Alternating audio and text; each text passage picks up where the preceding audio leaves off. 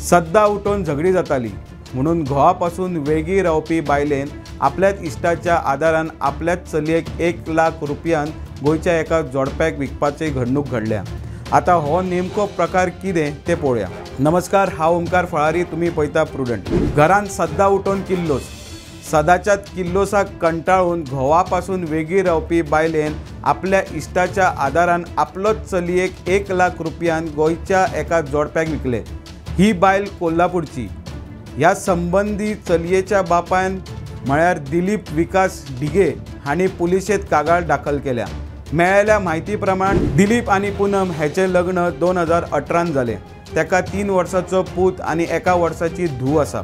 वैयक्तीक कारणाक लागून घोव आनी बायल वेगळी रावतात। फाटल्या 13 एप्रिलाक दिलीपाक तिच्या सासूमायन फोन करून पूनमान एक धूव दत्तक दिल्या अशी माहिती दिली आनी ताका एकदां येवन चौकशी करपाक सांगले।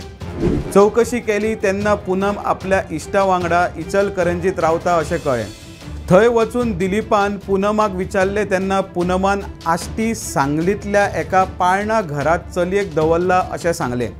दिलीपान आपणाक आतांच चलये कडेन मेळपाक जाय असो हट्ट धरलो तेन्ना पूनमान सांगलें की तिणें चलयेक गोंयांत दत्तक दिल्या आनी हाच्या वांगडा 500 रुपयाचो हो स्टॅम्प पेपरूय नोटीस दाखयली। पूण चलयेक विकल्या हेची खात्री जाताच दिलीप पुलीस स्टेशनांत गेलो। दिलीपान हांणी दाखल केल्ले कागळी प्रमाण पुलिसांनी रोखडीच चलयेची आवय पूनम दिलीप दिगे, तिचो इश्ट सचिन पोर्डेकार, किरण गणपती पाटील आनी गोंयांतले जोडपे हेच्या आड गुन्यांव नोंद केला।